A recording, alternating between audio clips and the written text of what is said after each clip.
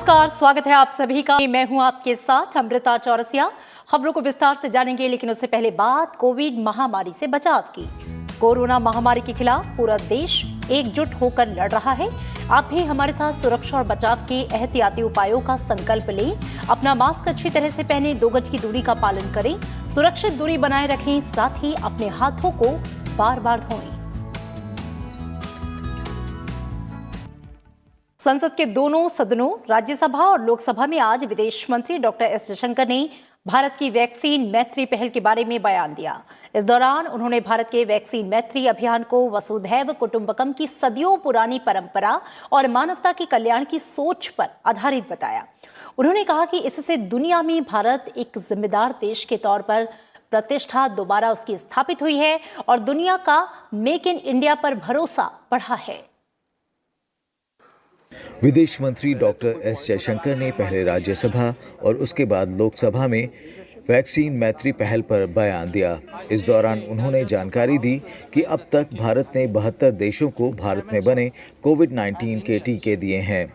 कोविड-19 टीकों के साथ दुनिया के अन्य देशों की मदद के लिए वैक्सीन मैत्री कार्यक्रम शुरू किया गया था।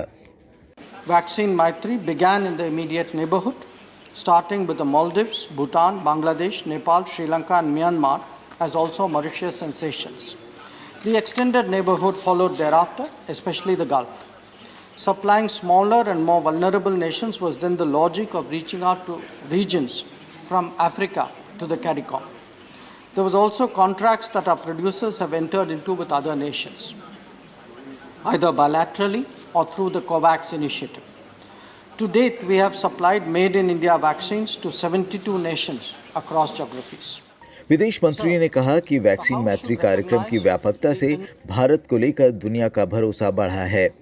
दुनिया भर के देशों ने सकारात्मक नजरिए से भारत को जिम्मेदार देश के रूप में मान्यता दी है। In planning and executing vaccine Maitri, we are naturally guided by a determination to make a difference at a difficult moment for global society. Our reputation as the pharmacy of the world has been reinforced in that process. So indeed has the faith in Make in India. But more than the vaccines themselves, our policies and conduct have emerged as a source of strength for the stressed and vulnerable nations of the world. They can see that there is at least one major nation that truly believes in making vaccines accessible and affordable to others in dire need. विदेश मंत्री ने राज्यसभा में vaccine मैत्री कार्यक्रम को लेकर सदस्यों की ओर से मांगे गए स्पष्टीकरणों का भी जवाब दिया। उन्होंने कहा कि घरेलू उपयोग के लिए देश में पर्याप्त टीके उपलब्ध हैं। The House should be aware that the supply of vaccines abroad is based on the assessment of adequate availability at home. This is continuously monitored and takes into account the requirements of our domestic vaccination program as it unfolds in different phases. An empowered committee oversees this entire process. विदेश मंत्री ने कहा कि भारत का Covid टीका कार्यक्रम make in India की सफलता है। उन्होंने ये भी कहा कि भारत में टीकों की कीमत दुनिया में सबसे कम है। दुनिया भर के नेताओं और लोगों ने वैक्सीन मैत्री पहल की सराहना की है। आज राज्यसभा में रेल मंत्रालय के कामकाज पर चर्चा हुई। रेल मंत्री पीयूष गोयल ने चर्चा का जवाब दिया। उन्होंने उन सभी आशंकाओं को खारिज किया कि रेलवे का निजीकरण किया जा रहा है। रेल मंत्री ने कहा कि रेलवे भारत की संपत्ति है और इसका कोई निजीकरण नहीं होगा। उन्होंने कहा कि विश्व स्तरीय सुविधा बनाने के लिए रेलवे में बड़े पैमाने पर निवेश की जरूरत है और इसी नजरिए से सरकारी के साथ साथ निजी निवेश को बढ़ावा दिया जा रहा है। इसमें किसी को कोई चिंता करने की आवश्यकता नहीं है। रेलवे भारत की संपत्ति है, आगे भी रहेगी। इसका कोई निजीकरण कोई नहीं करेगा, कोई कर भी नहीं सकता। अच्छा निवेश बढ़े, निवेश ज्यादा आए और देश की सेवा करे, मैं समझता हूं उसमें सरकार भी अपना पैसा डाल रही है। और जैसा मैंने बताया, पहले के निस्बत आज 5 गुना सरकार निवेश कर रही है, लेकिन आवश्यकता है तो उससे कई ज्यादा बढ़ी है। और नेशनल रेल प्लान को जब हम देखते हैं तो 3 और डेडिकेटेड फ्रेट कॉरिडोर की आवश्यकता दिखती है। उसमें निवेश लगेगा हजारों करोड़ का, लाखों करोड़ का। कोविड महामारी के बावजूद भारतीय रेल ने पिछले वर्ष, आज 17 तारीख है, 16 मार्च तक, पिछले वर्ष 16 मार्च 2020 में अप्रैल से मार्च तक जितना मालगाड़ी ने माल ढोया था उसको हमने पार कर लिया इस वर्ष कोविड के बावजूद। सितंबर से फरवरी तक 6 महीने हो गए और हम कोशिश करेंगे आगे भी वो क्रम चालू रहे। हर महीने जो फ्रेट लोडिंग हुई है वो भारत के 168 साल के रेलवे के इतिहास में सबसे अधिक लोडिंग इन 6 महीनों में हर महीने हुई। लोकसभा ने अगले वित्त वर्ष के बजट में विभिन्न मंत्रालयों और विभागों के लिए प्रस्तावित अनुदानों की मांगों और उनसे संबंधित विनियोग विधेयक को आज गिलोटिन के जरिए मंजूरी दे दी। सदन ने इस संबंध में कुछ सदस्यों के कटौती प्रस्तावों को नामंजूर करते हुए इसे ध्वनिमत से मंजूरी दी। 2021-22 के बजट में सरकार ने कुल 34.83 लाख करोड़ रुपए के व्यय का प्रस्ताव किया है। इसी प्रक्रिया के तहत सरकार को वित्त वर्ष 2021-22 के लिए भारत की संचित निधि से धनराशि निकाले जाने को मंजूरी मिल गई। बजट की अनुदान मांगों और विनियोग विधेयक को पारित कराए जाने के समय सदन में प्रधानमंत्री नरेंद्र मोदी मौजूद थे। सदन में दिन में इससे पहले रेल मंत्रालय, शिक्षा मंत्रालय और स्वास्थ्य एवं परिवार कल्याण मंत्रालय से जुड़ी अनुदान मांगों पर अलग अलग चर्चा हुई और इन्हें मंजूरी दी गई। इस प्रक्रिया के साथ बजट पर सामान्य चर्चा और विभिन्न मंत्रालयों से संबंधित अनुदान मांगों और इससे जुड़े विनियोग विधेयक को सदन की मंजूरी का चरण पूरा हो गया। इसके बाद संसद में बजटीय प्रक्रिया के तहत वित्त विधेयक को लोकसभा की मंजूरी के लिए पेश किया जाएगा। वित्त विधेयक को मंजूरी बजटीय प्रक्रिया का अंतिम चरण है।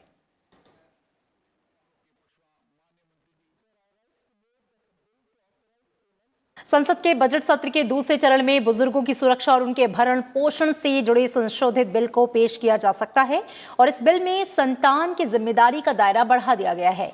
साथ ही बुजुर्ग नागरिकों के साथ दुर्व्यवहार करने पर कड़ी सजा के प्रावधान किए गए हैं।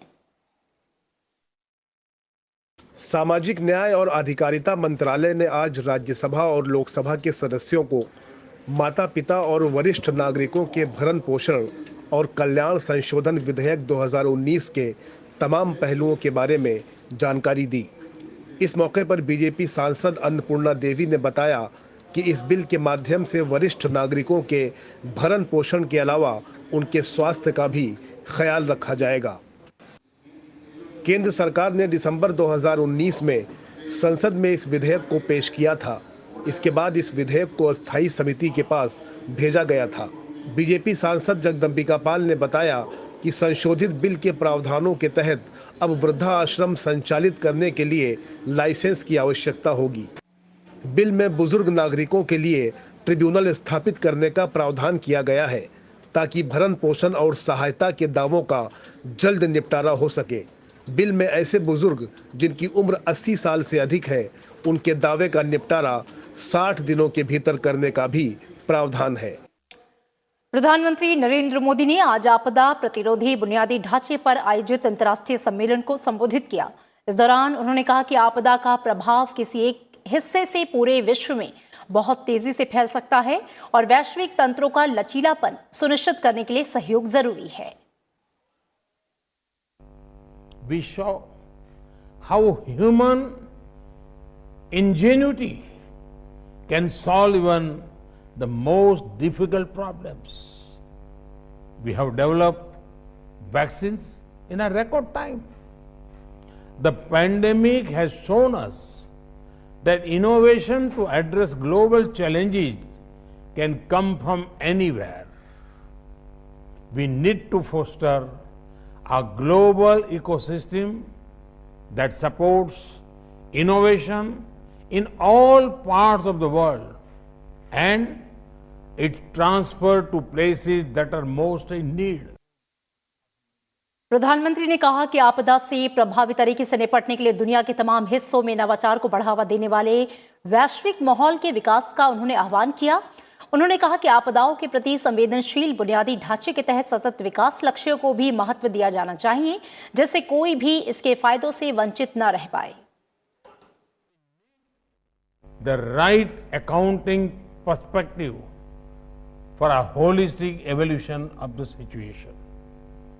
If we make our infrastructure resilient, we will reduce both direct and indirect losses and protect the livelihoods of millions. प्रधानमंत्री नरेंद्र मोदी ने कोरोना वायरस के दूसरे लहर के प्रसार को रोकने के लिए सभी जरूरी कदम उठाने की आवश्यकता पर जोर दिया। प्रधानमंत्री ने कहा कि पिछले एक सप्ताह में देश के 70 जिलों में कोविड के मामले में 150% की बढ़ोतरी हुई है। ऐसे में स्थिति को नियंत्रित करने के लिए त्वरित और ठोस कदम उठाए जाने की जरूरत है।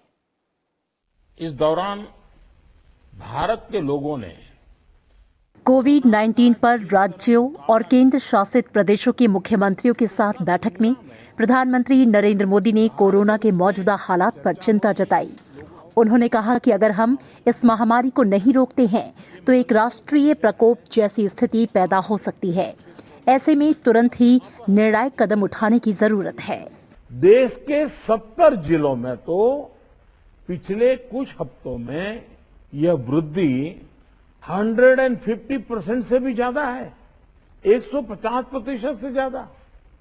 अगर हम इस बढ़ती हुई महामारी को यही नहीं रोकेंगे तो देशव्यापी आउटब्रेक की स्थिति बन सकती है।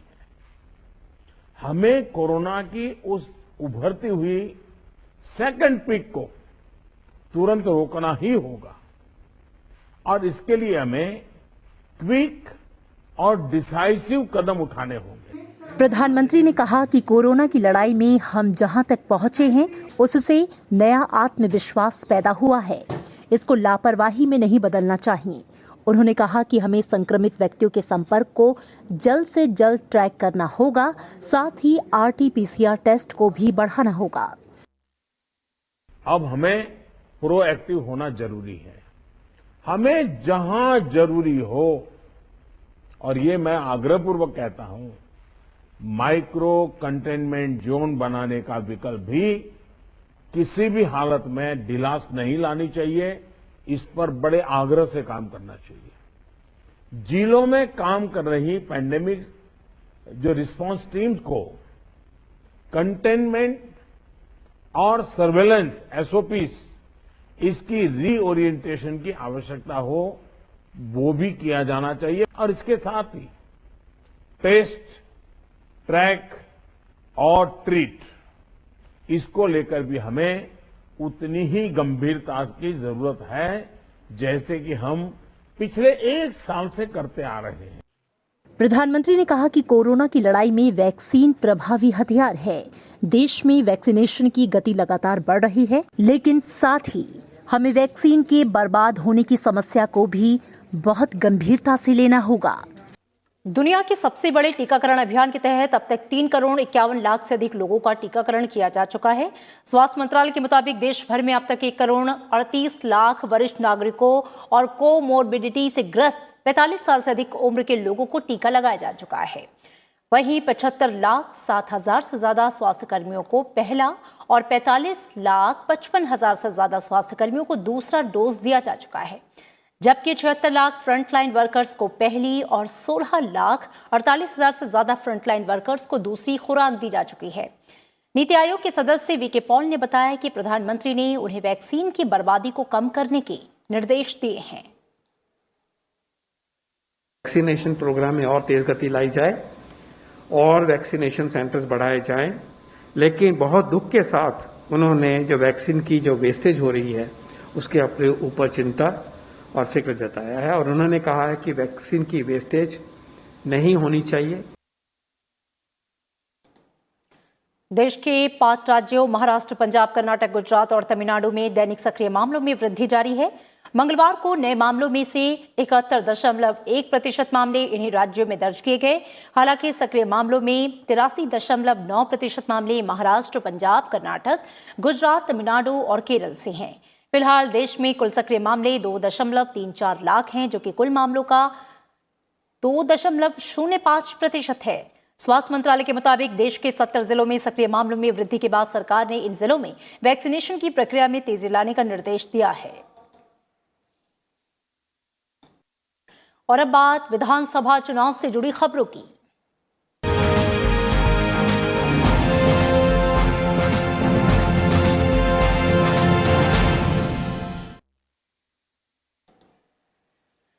पश्चिम बंगाल विधानसभा चुनाव के लिए तृणमूल कांग्रेस ने अपना पिटारा खोल दिया है। मुख्यमंत्री ममता बनर्जी ने आज पार्टी का घोषणा पत्र जारी किया।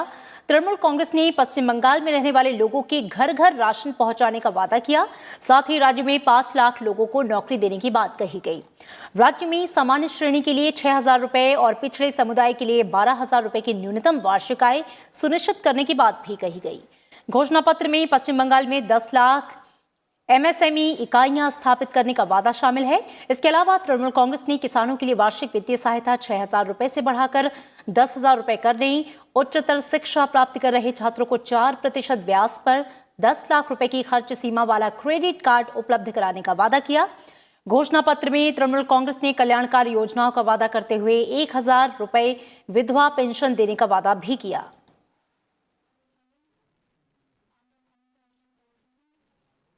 ममता बनर्जी ने आज झारखंड जिले में चुनावी सभाओं को संबोधित किया। हाल ही में प्रचार अभियान के दौरान घायल होने का जिक्र करते हुए ममता बनर्जी ने यह आरोप लगाया कि विपक्षी बीजेपी उन्हें विधानसभा चुनाव के लिए प्रचार अभियान से दूर रखना चाहती है। झारग्राम जिले के गोपी बल्लभपुर में एक जनसभा के दौरान ममता बनर्जी ने कहा कि विपक्ष उनकी आवाज को नहीं दबा सकता। उन्होंने विधानसभा चुनाव में तृणमूल कांग्रेस की जीत का भरोसा जताया और जनता से पार्टी उम्मीदवारों के समर्थन में मतदान की अपील की। ममता बनर्जी ने यह दावा किया है कि बीजेपी ने 2019 में झारग्राम लोकसभा सीट पर जीत भले ही दर्ज की थी, लेकिन स्थानीय सांसद ने क्षेत्र की जनता के लिए कुछ भी नहीं किया। विधानसभा चुनाव के मद्देनजर प्रधानमंत्री नरेंद्र मोदी कल असम और पश्चिम बंगाल में जनसभा को संबोधित करेंगे। प्रधानमंत्री कल पश्चिम बंगाल के पुरुलिया में चुनावी सभा को संबोधित करेंगे। एक ट्वीट संदेश में प्रधानमंत्री ने कहा कि पश्चिम बंगाल में लोगों ने परिवर्तन का मन बना लिया है। उन्होंने कहा कि बीजेपी के सुशासन के एजेंडे के सामने राज्य सरकार के प्रति लोगों के बीच नाराजगी है। असम में प्रधानमंत्री कल करीमगंज में एक चुनावी सभा में शामिल होंगे। इसके लिए प्रधानमंत्री ने ट्वीट संदेश में लिखा है कि असम में पिछले 5 सालों में विभिन्न क्षेत्रों में सकारात्मक बदलाव हुआ है। उन्होंने कहा कि राज्य में विकास का एजेंडा जारी रखने के लिए एनडीए को राज्य के लोगों का आशीर्वाद चाहिए। असम, केरल और तमिलनाडु विधानसभा चुनाव के लिए बीजेपी ने अपने उम्मीदवारों की एक और सूची जारी की है। पार्टी की केंद्रीय चुनाव समिति ने इन उम्मीदवारों के नामों पर फैसला लिया है। बीजेपी ने असम के लिए 1, केरल के लिए 4 और तमिलनाडु के लिए 3 उम्मीदवारों की घोषणा की। बीजेपी ने असम की गौरीपुर विधानसभा सीट से बनेंद्र कुमार मुशहरी को चुनावी मैदान में उतारा है। केरल की मानंतवाड़ी विधानसभा सीट से मुकुंदन पलियारा बीजेपी की तरफ से चुनावी मैदान में होंगे। करुनागापल्ली विधानसभा सीट पर बीजेपी ने बिट्टी सुधीर को उम्मीदवार बनाया, तो वहीं कोल्लम सीट पर एम सुनील और कलकूटम सीट पर शोभा सुरेंद्रन को टिकट दिया गया। बीजेपी केरल की 140 विधानसभा सीटों में से 115 सीटों पर चुनाव लड़ रही है और पार्टी ने केरल में अपने गठबंधन सहयोगियों के लिए 25 सीटें छोड़ी हैं। वहीं तमिलनाडु में बीजेपी ने तली विधानसभा सीट पर डॉक्टर सी नागेश कुमार को, उदय कमंडलम विधानसभा सीट पर भोजराजन को और विल्वनकोड विधानसभा सीट पर आर जयाशीलन को प्रत्याशी घोषित किया। तमिलनाडु की 234 विधानसभा सीटों में से बीजेपी 20 सीटों पर चुनाव लड़ रही है। इससे पहले पार्टी ने रविवार को 17 उम्मीदवारों के नामों की घोषणा की थी।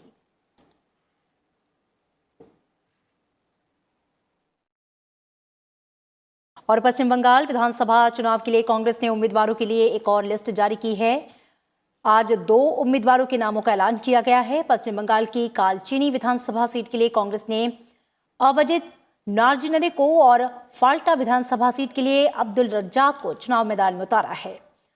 फाल्टा में तीसरे चरण और कालचीनी में चौथे चरण में मतदान होना है। इससे पहले 14 मार्च को कांग्रेस ने 34 उम्मीदवारों की सूची जारी की थी।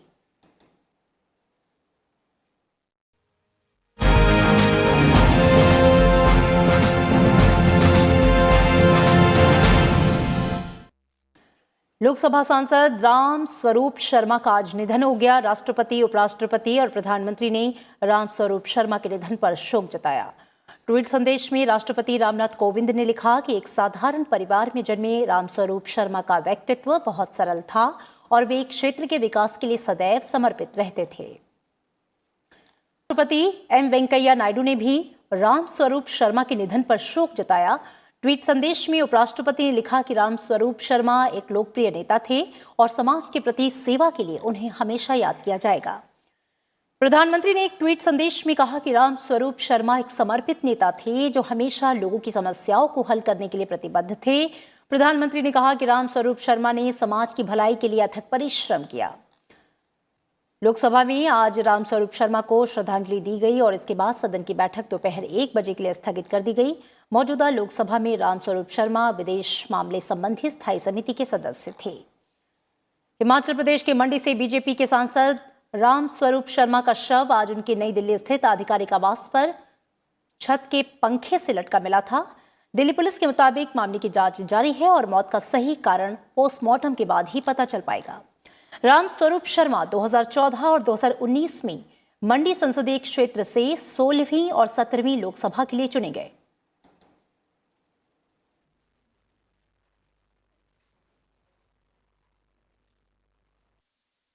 और इसी के साथ इस बुलेटिन में इतना ही। दीजिए इजाजत। नमस्कार।